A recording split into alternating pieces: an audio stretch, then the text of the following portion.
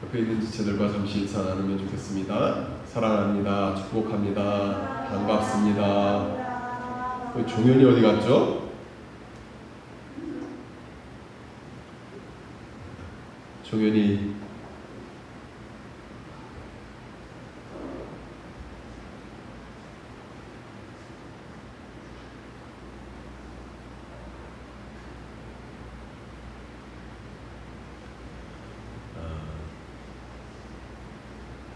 지난 두 주간 예수부정교회에 있었던 코로나 사태로 말미암아 와서 예배드려야 해서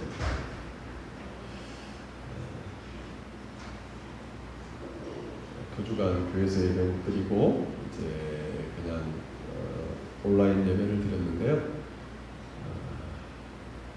제 개인적으로 굉장히 좀 답답한 시간이었습니다. 한 해가 지어가지고 어려운 시간 보냈는데 이것저것 하나님의 은혜에 대해서 많이 묵상할 수 있는 그러한 시간이 되셔서 또 될 수 있어서 감사하는 마음도 있었고 좀 답답한 모습도 있었는데 나름대로 은혜의 시간 가졌습니다.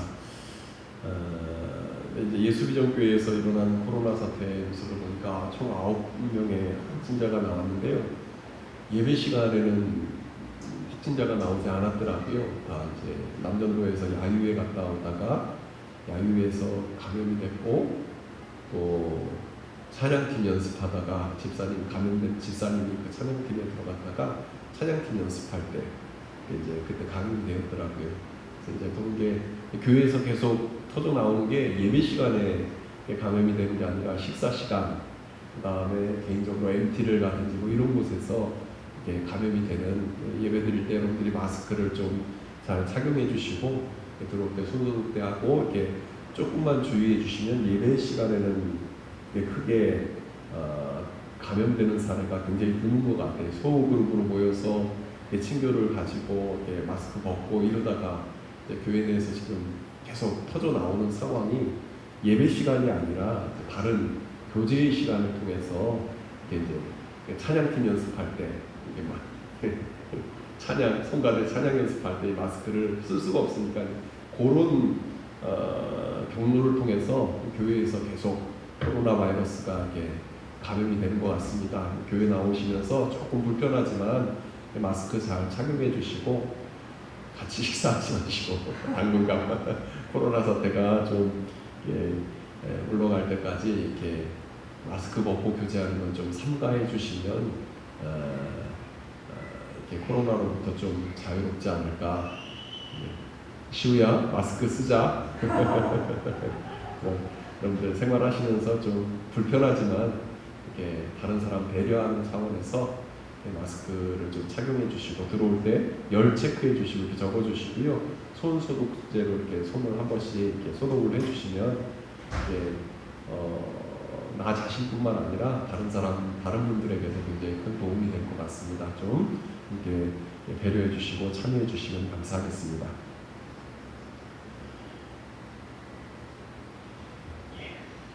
오늘 하나님이 기뻐하시는 예배자가 되라라는 말씀으로 하나님의 말씀 은혜를 나누기를 원합니다. 축구 좋아하시나요? 우리 교회는 좀 동적인 분들보다 정적인 분들이 많아가지고 이런 예언을 하는 게 좀 대한민국 축구는 2002년을 기점으로 2002년 이전의 축구와 2002년 이후의 축구로 나뉘어집니다. 왜 그렇죠? 월드컵 4강에 올라가지고 우리나라 축구는 2002년 이전과 이후로 이렇게 나뉘어져요. 우리나라가 월드컵 4강에 오른 다음에 우리나라 선수들이 해외 진출이 폭발적으로 늘어났습니다. 그러면서 한국 축구가 이제 전 세계적으로 알려지기도 하고 유명한 선수들이 나오면서 이 한국 축구의 인기가 점점점 올라가고 아이들도 축구 선수가 되기를 원하는 아이들이 이렇게 많이 늘어가는 그러한 모습을 보게 되어집니다. 여하튼 이렇게 한국 축구의 분기점을 만들어 놓은 사람이 누구죠? 잘하시네요. 히딩크 감독이 국민 영웅이 되었습니다. 2002년 당시에 국민 영웅이 되었어요. 그런데 이 히딩크 감독이 처음부터 국민 영웅이 되었던 것은 아니었습니다. 초창기에는 무지하게 욕을 많이 먹었어요. 굉장히 특이하고 마음이 좀 강하고 담대한 그러한 모습이 있었던 것 같습니다. 연습 경기를 하는데 외국의 유명한 팀, 강팀들을 불러, 뭐 프랑스, 뭐 체코 이런 강팀들을 불러다 놓고 연습을 해가지고 뭐 1, 2점 차로 지는 게 아니라 5대 0을 졌어요. 5대 빵 이렇게 지니까 많은 사람들이 히딩크 감독의 별명을 5대 0이라고 당시 엄청나게 욕을 먹었어요. 근데 꿈쩍하지 않는 거예요. 꿈쩍하지 않고 그 연습 경기다. 우리의 목표는 월드컵 경기에 있지 연습 경기에 있지 않다. 강한 팀하고 붙어가지고 우리의 약점을 발견하고 그거를 보완해내야 된다. 너무나 당당하고 뻔뻔하게 이렇게 막 이게 인터뷰하는 모습 때문에 국민에게 의분을 샀던 초창기에 의분을 사가지고 뭐 저런 감독이 나 있냐 막 이게 의분을 샀던 여하튼 이 당시 히딩크 감독이 처음에 한국 국가대표의 감독으로 후임하면서 한국 축구에 대한 전혀 새로운 진단을 내려가지고 많은 사람들을 경악하게 만들었는데 그 진단이 뭐였냐면 그 당시 한국 축구는 전반적으로 어떤 평가를 받았냐면 기본 기술이 부족하다라는 평가를 많이 받았어요. 외국 선수들하고 우리나라 선수들의 모습을 보면 이게 볼을 갖다 트래핑하는 모습과 드리블하는 모습이 완전히 다른데 외국의 유명한 선수들은요 볼이 어떤 각도로 날아와도 딱 정확하게 자기 발 앞에 뛰면서 이렇게 볼을 받아도 정확하게 자기 발 앞에 떨어뜨린대요. 이게 트래핑하는 게 다른 거예요. 볼이 어떤 각도로 날아요. 우리나라 선수들은 이게 아무리 유명한 선수도 볼이 날아오면 이게 공기 막 중구난방으로 날아가니까 이런 연습들은요 나이 먹어도 되는 게 아니라 어려서부터 몸에 익어야 되는 기술이라고 합니다. 또 우리나라 선수들은 볼 드리블이 잘 안 돼. 드리블이 잘 안 되니까 이게 외국의 유명한 팀과 붙다 보면 그렇죠?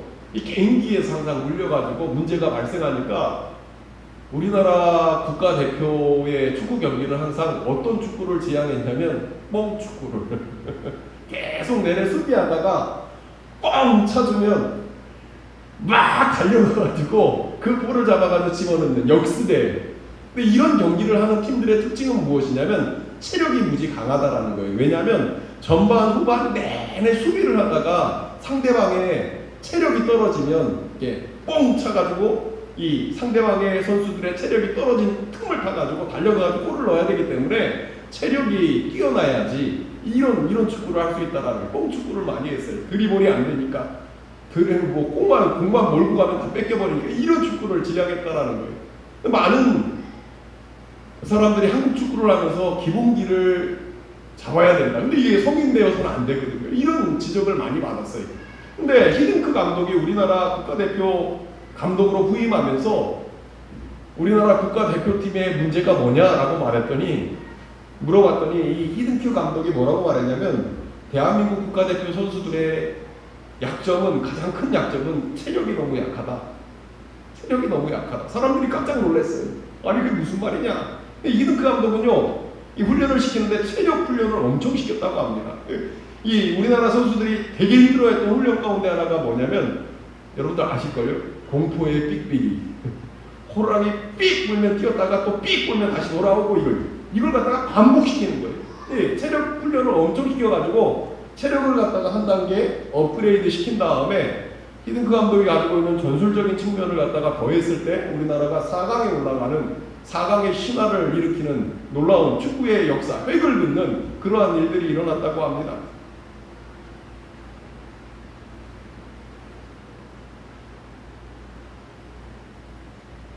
축구가 체력만 중요한 것은 아니에요. 기술이 중요하지만 기술도 중요하고 전술도 중요하지만 체력이 밑바탕이 되어 있지 않으면 아무리 좋은 기술이 있고 전술이 있어도요 좋은 성적을 거두기가 쉽지 않다는 말씀이. 근데 가만히 생각해 보면요 신앙도 마찬가지입니다. 신앙생활을 하면서 중요한 요소들, 신앙이 성장하기 위해서 필요한 요소들이 굉장히 많이 있습니다. 굉장히 많이 있어요. 훈련을 받아야 됩니다. 헌신을 해야 돼요. 여러분들 제가 삶을 하면서 느끼는 거 헌신하는 사람들, 봉사하는 사람들과 그렇지 않은 사람들의 신앙의 차이는 엄청나게 커요. 하나님 앞에 헌신할 때마다 하나님께서 은혜를 허락해 주시고 채워주시는 은혜들이 있어요. 그런 것들을 경험한 사람은요 그 누구보다 헌신적으로 봉사하면서 신앙생활. 왜? 그 하나님 앞에 헌신할 때마다 봉사할 때마다 하나님 주시는 은혜를 경험했기 때문에 그래요. 이게 굉장히 많이 필요해요. 그런데요, 제가 사역을 하면서 이 신앙인에게 정말로 중요한 거 하나를 꼽으라고 한다면, 이 축구 선수들에게 정말로 중요한 기본 바탕이 체력이라고 한다면요, 신앙인에게 정말로 이 체력과 같이 중요한 것이 무엇이라 하나를 꼽으라고 한다면 뭐냐면 예배입니다. 예배.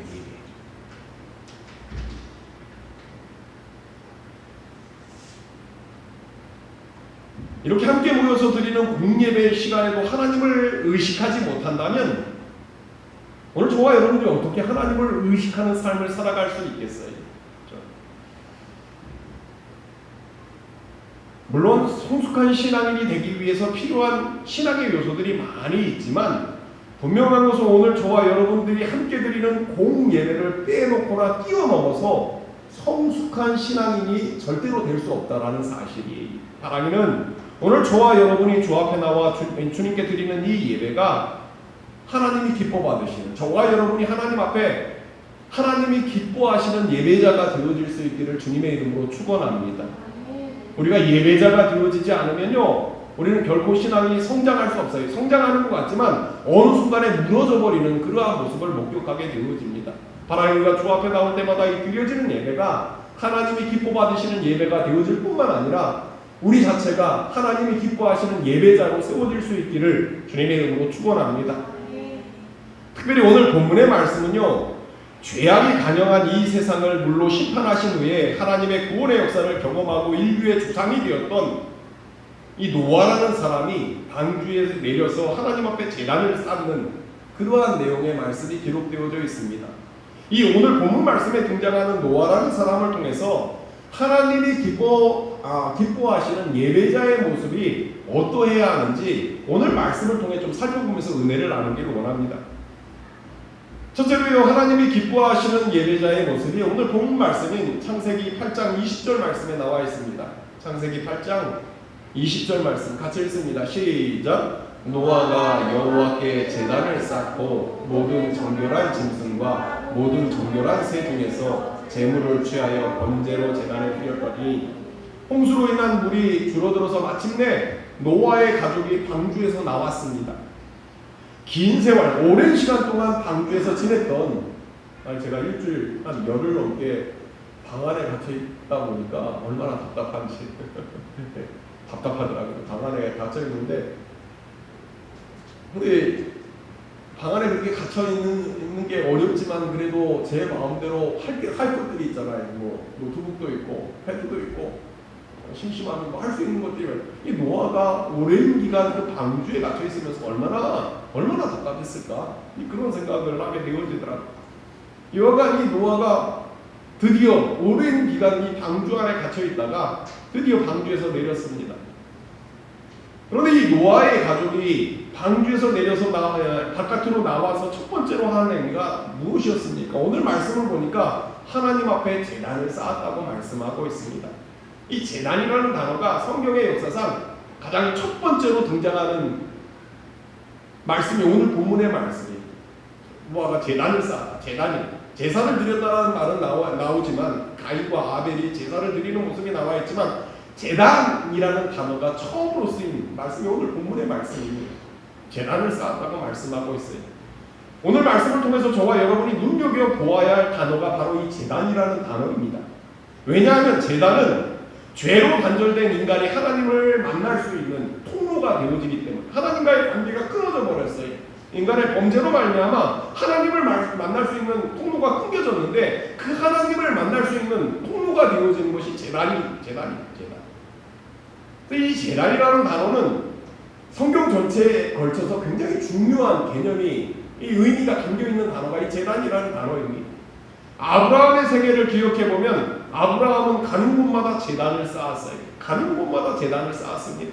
그런데 조카 롯은 어떻습니까? 현실에 급급해서 현실을 쫓아가다 보니까 제단을 쌓지 못하는, 그럼 제단을 쌓았다라는 말씀이 없어요. 제단을 쌓았던 아브라함, 제단을 쌓지 않았던 롯, 이 성경에 등장하는 아브라함과 롯의 모습을 가만히 살펴보면요, 롯이 아브라함보다 훨씬 재리에 밝은 사람이었어요.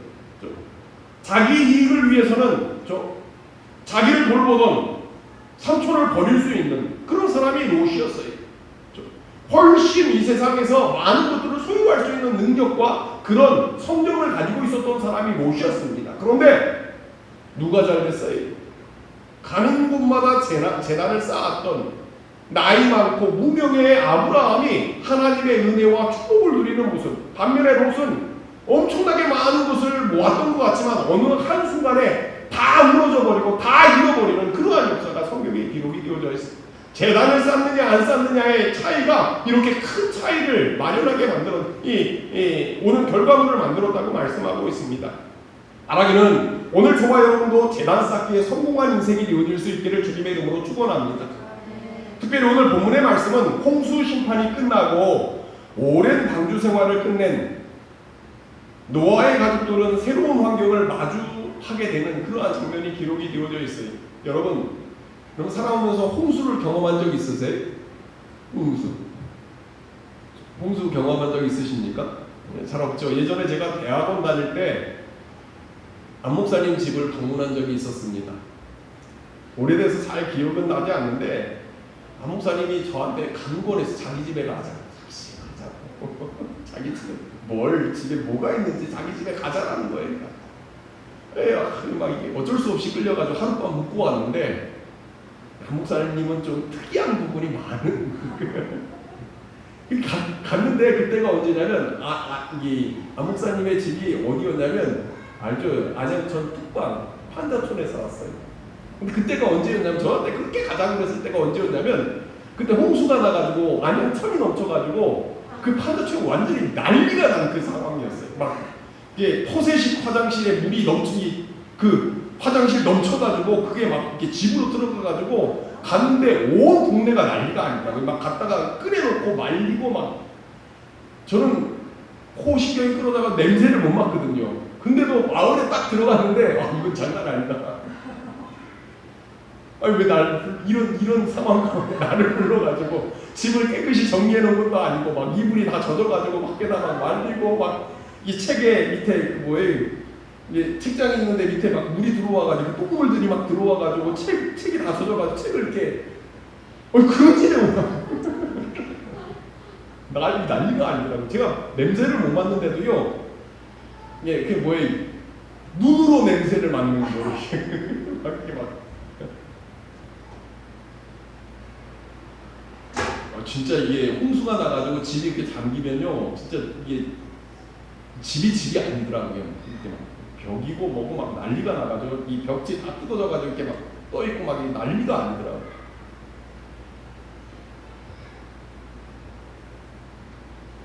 그런데 지금 노아의 시대는 그 정도가 아니었습니다. 노아의 시대 그 정도가 아니었다고요. 홍수 심판으로 말미암아 세상의 모든 사람이 죽임을 당한 그런 상황이었어요. 강이 범람한 정도가 아니었습니다. 온 세상이 물로 심판을 받은 상황이었습니다. 살아남기 위해서 해야 할 일이 얼마나 많았을까요? 노아가 구원은 받고 방주에서 구원을 받아가지고 살아남았지만 그 방주에서 내려온 상황 가운데 또 이제 살아가야 하는데 이 세상에서 살아가야 하는데 노아가 해야 할 일들이 얼마나 많았겠어요. 당장 거주할 숙소를 만들어야 되지 않겠습니까? 쑥대밭이 되는데 세상에 당장 다음 끼니를 먹기 위해서 준비해야 되지 않겠습니까? 그런데 노아가 그런 상황 가운데 가장 먼저 했던 것이 뭐예요? 먹고 살기 위해서 현실의 그 급한 문제를 먼저 해결해 나가는 것이 아니라 하나님 앞에 먼저 제단을 쌓고 제사를 드렸다고 말씀하고 있는 거예요. 오늘 저와 여러분이 이 세상을 살아가면서 굉장히 중요한 것이 하나 있는데 그것이 무엇이냐면 무엇이 먼저 있냐? 이거 정말로 중요합니다. 뭐가 먼저 있냐? 생각해 보시기 바랍니다. 먼저 당장 거주할 집을 만들어 놓고 제단을 쌓아도 되지 않겠습니까? 먼저 다음 끼니를 먹을 것을 준비해 놓고 하나님 앞에 제단을 쌓아도 되지 않을까요? 그래도 되잖아요. 우리가 생각하기에는 그게 뭐가 이상합니까? 당연하다고 생각하지 않으십니까? 우리가 생각하기에는 첫 번째와 두 번째는 수치상으로 큰 차이가 없다고 생각할 수도 있을 거예요. 그게 먼저 좀 잠자야 될 숙소를 만들어 놓고 다음 끼니를 먹을 걸 준비를 해놓고 그 다음에 내 삶일을 해놓고 하나님 앞에 재단을 쌓아도 되지 않겠습니까? 라는 생각을 얼마든지 할 수 있을 거예요. 근데 제가 사역을 하다 보면 그게 그렇지 않습니다. 그게 그렇지 않아요. 왜냐하면 오늘 내 삶 가운데 무엇이 먼저이냐에 따라서 내 삶의 방향이 완전히 달라지기 때문에 그래요. 뭐가 먼저이냐에 따라서 내 삶의 방향이 완전히 달라집니다. 지난주 수요일 설교 시간에도 나누었어요. 예수비전교회 코로나 사태로 말미암아 성도들이 굉장히 많은 어려움을 당하고 있습니다. 벌써 2명이 직장에서 잘렸어요. 확진자 가운데 잘린 게 아니라 격리된 사람 가운데, 확진을 받은 게 아니라 격리된 사람 가운데 2명이 잘렸습니다. 근데 이제 더 큰 문제는 그 중에 확진자가 된 박철희 집사님이라는 분이 있어요. 확진을 하고 입원해 계시는데 카톡으로 계속 이분이 8명, 9명의 확진자의 상태를 계속 이렇게 올리더라고요. 저도 이제 그 안에 들어가 있어가지고 계속 보는데 뭐 누구는 어떻고 누구는 어떻고 누구는 뭐가 오고 이런 상황을 계속 올려요. 기도해달라고 계속 올리는데 이 박철희 집사님이 지난 화요일날 자신의 심경을 담은 믿음의 고백을 올렸습니다. 이분은 얼마 전 인천 쪽에다가 학원을 크게 차렸어요. 학원을 크게 차렸는데 월세가 600만 원이라고 합니다. 600만 원. 600만 원인데 이제 조금 시간이 몇 달 되면서 아이들이 조금 모였나 봐요. 월세 갚고 이제 자기 월급을 벌 정도의 그런 학원이 이제 꾸려졌어요. 근데 확진자가 된 거예요. 아이들이 흩어졌어요. 왜냐면 이제 가르쳐야 되는 선생님이 확진자가 돼가지고, 근데 간호사 선생님하고 얘기를 하는데 이게 건강 상태에 따라서 확진자가 됐다가 이게 퇴원하는 것이 건강 상태에 따라, 나이에 따라 좀 많이 다르대요. 근데 이분한테 이제 간호사 선생님이 뭐라고 얘기를 하냐면, 이게 지금 상태를 봐서 한 서너 달 걸릴 것 같다고, 퇴원하려면 서너 달, 확진은 아니게 확정된 건 아닌데 서너 달 걸릴 것 같다고 얘기를 하는 거예요. 월세가 600만 원씩 나가고 있어요. 어떤 마음이 들었을까요? 마음에 부정적인 생각이 들어오는 거예요. 왜 하필이면 우리 교회에? 왜 하필이면 나에게? 막 원망이 나오고 짜증이 나오는 거예요. 근데 어쩔 수 없는 상황이잖아요. 지금 이 확진자가 돼서 이게 병원에 입원해 있는데 너무나 절박하니까 원망하고 짜증을 내고 원망이 되고 불평이 나오는 그 순간 할 수 있는 게 아무것도 없으니까, 그래도 이분이 신앙이 좀 있는 분인가 봐요. 하나님 앞에 기도를 하기 시작했대요. 하나님 앞에 기도를 하기 시작하는데 이 상황 가운데 어찌할 수 없는 상황 가운데 하나님 앞에 막 기도를 하는데 엉뚱한 생각이 들더래. 어떤 생각이 드냐면 예수비전교회 몸이 이게 나이 많으신 분 가운데 몸이 굉장히 안 좋은 2분이 계신데, 2분이 계시는데 그분들도 아마 예배를 드렸던 모양이에요. 아, 이분들이 코로나 걸렸으면 천국에 갔을 텐데 내가 걸려서 다행이다. 이분들이 걸렸으면 정말로 그냥 하나님 나라에 갔을 텐데 그래도 내가 걸렸어. 그리고 나서 또 기도하는데 어떤 생각이 드냐면, 확진자가 지금 9명이 확진자가 됐는데 한 명 한 명 다 생각해 보니까 이 확진되었다라는 사실 때문에 믿음이 파탄되어질 사람이 아무도 없다라는 것을 발견했대요. 상황 가운데 이 확진자가 되어가지고 믿음이 파탄되어지고 신앙을 떠나버릴 사람은 마음이 아팠을 텐데 이 한 사람 한 사람 다 생각을 해보니까 이 확진자가 되었다라는 이유로 신앙을 떠날 사람이 아무도 없더래요. 너무나 감사하더래요. 그러면서 어떤 고백을 하냐면, 이 고난 이후에는 하나님이 우리들을 축복해 주실 것이라는 믿음의 고백을 하더라고요. 시각이 바뀐 거예요. 처음에는 하나님 왜 나에게 이런 일이, 하나님 왜 우리 교회에게 이런 일이, 나에게 포커스가 맞춰지는 거예요. 현실적인 문제가 다가오니까 나에게 포커스가 맞춰졌다가 하나님 앞에 기도하면서 하나님이 그 마음을 바꿔주시니까 시각이 현실을 지키자는 시각이 하나님을 바라보니까 믿음의 고백을 하게 되어지는.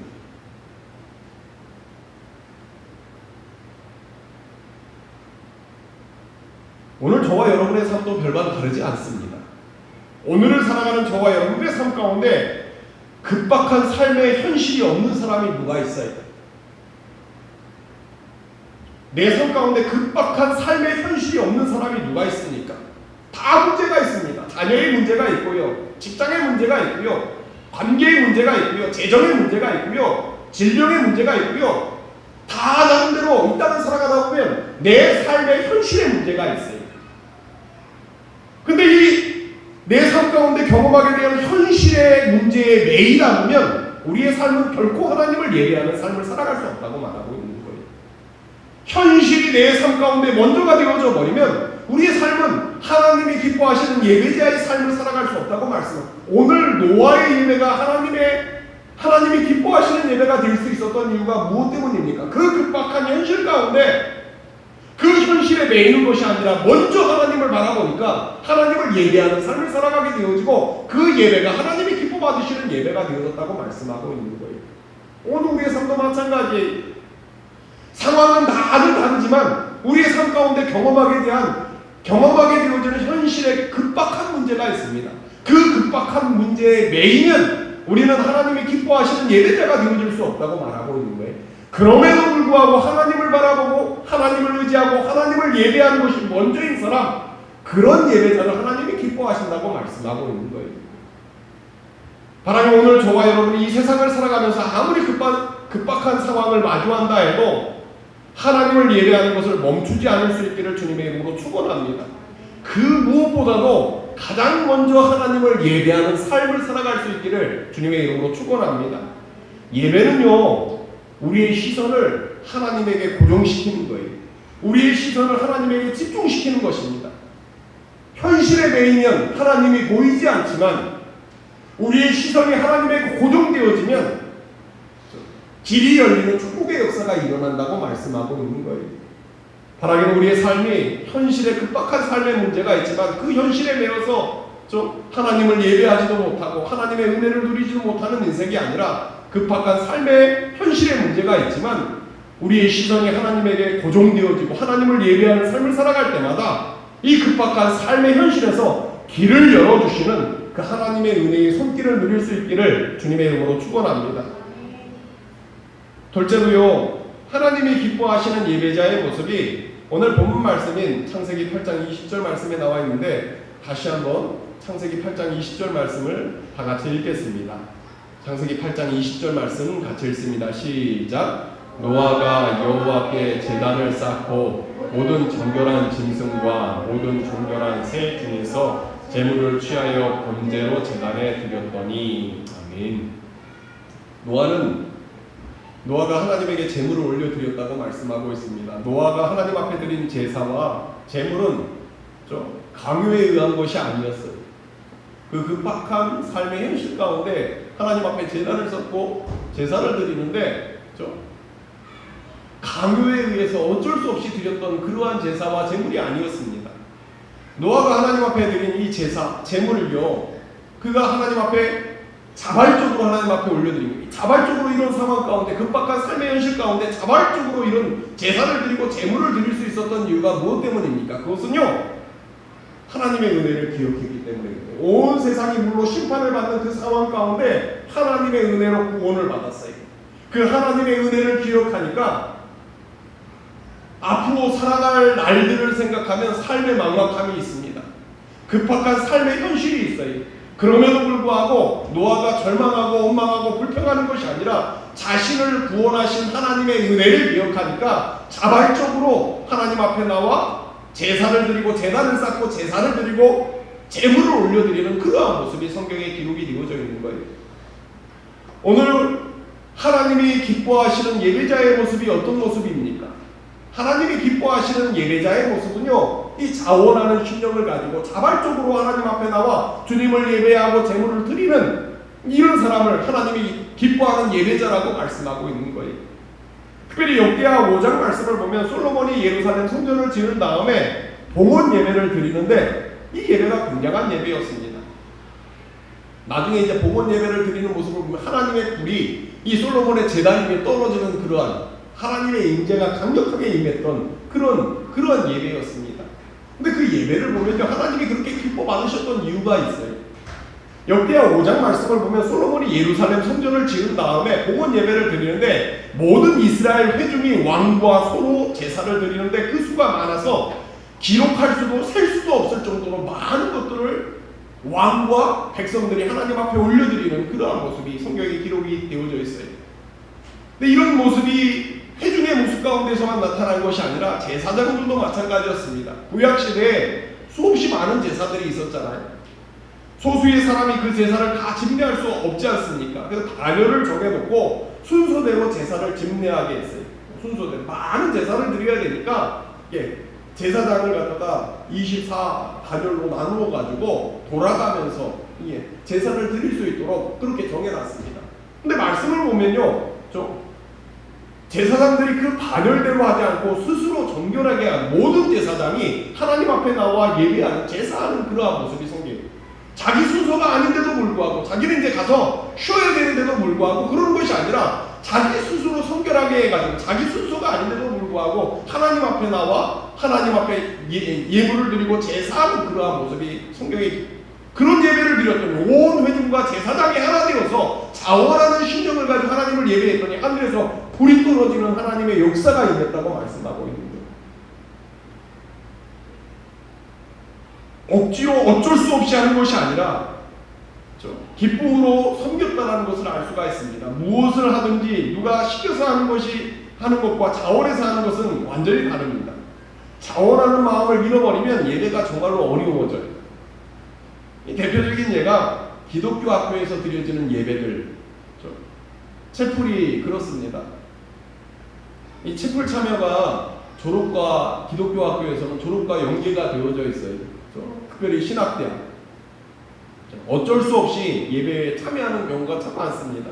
제가 신학대학에 다닐 때 졸업을 하려면 의무적으로 일주일에 2번씩 학교에서 주관해서 드리는 예배에 참석해야 돼요. 화요일하고 금요일. 그리고 충계 부흥회가 있는데 수업 다 빼고 오전에 예배, 오후에 예배 이렇게 2번의 예배를 갖다 일주일 동안 참여하는 기숙사 들어가면 새벽 예배에 몇 번 이상 빠지면 이게 안 되는 패스가 돼야 졸업을 할 수 있는 이제 그런 제도가 있습니다. 근데 원래 신학대학에서 제가 학교 다닐 때까지만 해도 3학년까지만 이 채플에 예배에 참석해야지 졸업을 할 수가 있어요. 근데 제가 4학년 1학기에 올라갔는데 이게 바뀐 거예요. 바뀌어가지고 4학년 1학기까지 제가 4학년 딱 올라갔는데 신학과 학생들이 데모를 했어요. 채플 거부 데모, 거부. 왜 3학년 2학기 때까지만 하던 거를 왜 우리 때는 이제 4학년 2학기 때는 수업이 적어가지고 학교에 나오지 않으니까 채플을 들여가지고 패스를 하려면 이게 말이 안 되니까 4학년 1학기까지 바꿨어요. 학생들이 데모를 했어요. 제가 어떤 선택을 했을까요? 채플에 들어갔어요. 예배드리러. 동기가 제가 채플 들어가는 것을 보고 저를 찾아와서 저를 비난했어요. 한부들이 다 참여하는데 너만 예배를 드리면 어떡하냐. 제가 어떻게 했는지 아세요? 채플 카드를 그 친구 줬어요. 나 이거 채플 카드 안 하고 예배 드릴게. 채플 카드 너 가져. 이게 놀아가더라고.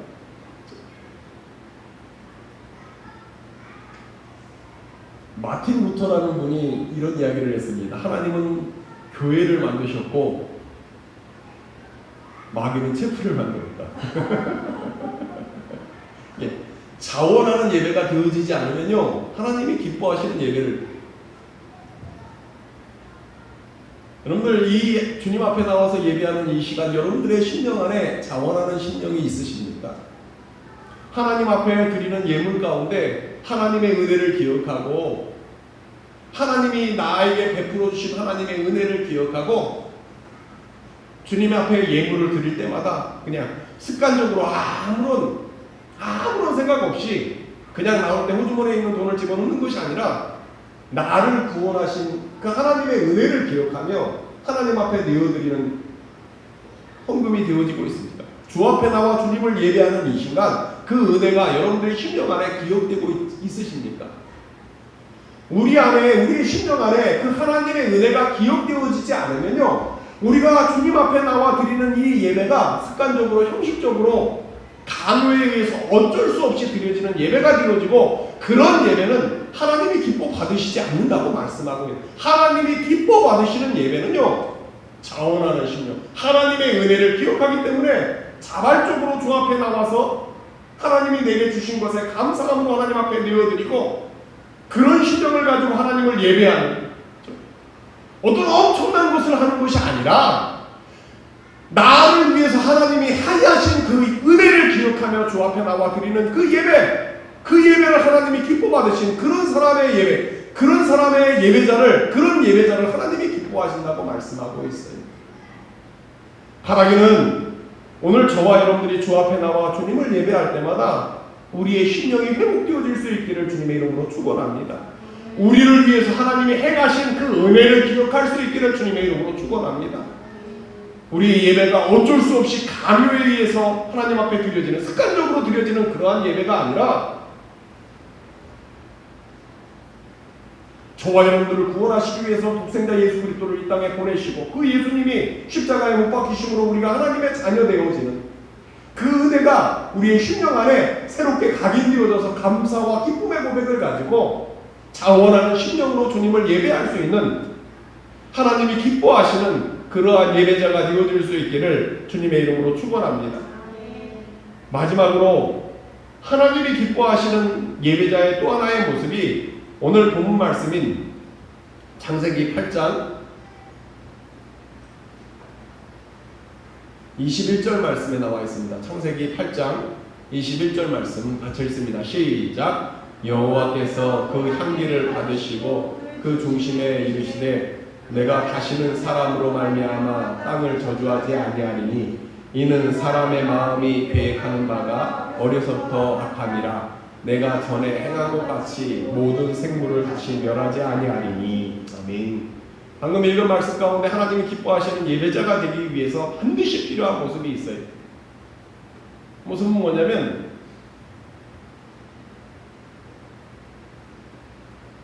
그것은 다름이 아니라 오늘 저와 여러분들이 하나님 앞에 나와 드리는 이 예배가 하나님이 받으시는 예배가 되어져야 한다는 사실이에요. 오늘 말씀을 보니까 여호와께서 그 향기를 받으셨다고 말씀하고 있어요.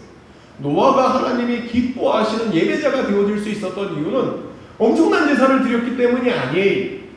엄청난 노력을 했기 때문이 아니에요. 노아가 하나님이 기뻐하시는 예배자가 될 수 있었던 이유는 노아가 드렸던 그 예배가 하나님이 받으시는 예배가 되어졌기 때문에.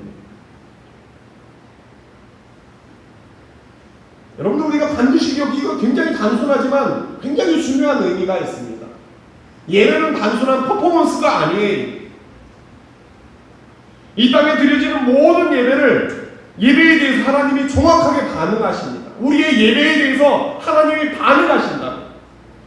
창세기 4장 4절 말씀 같이 한번 읽겠습니다. 시작. 아벨은 자기도 양의 첫 새끼와 그 기름을 드렸더니 여호와께서 아벨과 그의 제물은 받으셨으니, 아벨의 제사와 아벨을 받으셨다고, 가인의 제물과 가인을 받지 않으셨다고.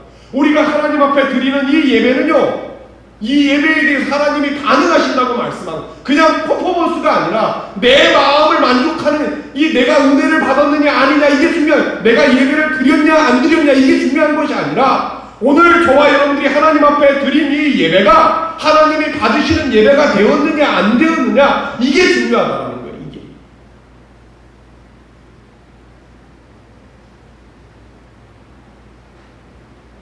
몇 년 전에 우리나라에서 열린 예배가 유행한 적이 있습니다. 여러분 아시죠? 열린 예배. 열린 예배가 유행한 적이 있어요. 열린 예배의 특징은 포커스가 하나님에게 맞추어지는 것이 아니라 철저하게 사람에게 포커스를 맞춰요. 어떻게 하면 사람들이 적응하기 쉽고 편하고 재밌게 예배를 드릴 수 있을까? 여기에 포커스를 맞춰요. 왜 찬송가 빼버리고 유행가를 갖다 집어넣기도 하고, 그렇죠? 왜? 이 좌석을 갖다 극장식으로 바꾸기도 하고, 사람들로 하여금 편하게 예배를 드릴 수 있도록, 그렇죠? 예배를 지루하지 않게 하기 위해서, 그렇죠? 그런 예배의 모습을 철저하게 기획을 해가지고 많은 시간을 들여가지고 어떻게 하면 사람들이 예배를 재밌게 드릴 수 있을까? 지루하지 않고 그 예배를 재밌게 드릴 수 있을까? 철저하게 포커스가 사람 회중에게 맞춰져 있는 예배가 열린 예배입니다. 이러한 시도를 가장 먼저 시작했던 교회가 빌 하이블스 목사님이 담임하셨던 윌로우 클릭 교회였습니다. 여러 가지 프로그램, 그런 시도를 많이 했던 교회예요. 그 결과로 이 교회가 엄청난 부흥을 했습니다. 숫자가 엄청 늘어났어요. 한국 교회가 그 윌로우 클릭 교회를 배우기 위해서 얼마나 많은 돈을 투자하고 시간을 투자했는지 몰라요. 그런데 이 빌 하이블스 목사님이 어느 날 나와서 충격적인 고백을 했어요. 교회가 엄청나게 부흥했어요. 그런 시도를 해가지고 사람들의 관심을 끌기 위해서 사람들이 재밌게 즐겁게 편하게 하나님을 믿게 하려고 엄청난 시도를 해가지고 교회가 엄청나게 부흥했어요. 세계에서 정말로 유명한 교회가 되었어요. 근데 그 많은 사람들이 추앙받고 돈 받기를 원했던 그 목사님이 어느 날 나와서 어떤 고백을 했냐면 우리가 잘못했습니다. 뭔가 잘못됐습니다. 이 교회에서요, 자기 교인들을 향해서 심층적인 조사를 했대요. 근데 사람들에게 믿음이 들어가지 않는 거예요. 그저 예배 드리는 게 너무나 재밌고 흥미롭고 이래서 나와서 예배를 드린다고 드렸는데 그들의 심령 안에 하나님을 향한 믿음이 없는 것을 발견해요. 심층적으로 조사했는데 이들의 심령 안에 전혀 이 밖에서 하는 동호회와 전혀 다른 모습이 없는 거예요. 그리고 나서 이 빌 하이블스 목사님이 나와서 뭐라고 고백을 했냐면 뭔가 잘못됐습니다. 우리가 잘못됐습니다. 라는 고백을 했어요. 이것이요, 엄청난 충격이 되어졌습니다. 엄청난 충격. 왜 이런 일이 벌어졌습니까? 예배는요, 사람에게 초점이 맞춰지는 게 아니라 하나님이 받으시는 예배가 되어져야 되는데 오로지 초점이 사람을 어떻게 즐겁게 편하게 재미있게 하려다가 포커스를 맞추다 보니까 하나님이 사라져버리는 거예요. 사람들은 좋다고 박수를 치는데 엄청난 준비를 하고 엄청난 물질이 투자되는데 사람들의 마음은 즐겁게 하는데 그 예배가 하나님이 받으시는 예배가 되어지지 않으니까 하나님의 역사가 나타나지 않는 거예요. 그리고 결국에 그 고백이 뭐냐면 뭔가 잘못됐습니다. 우리가 잘못했습니다라는 고백을 할 수밖에 없는.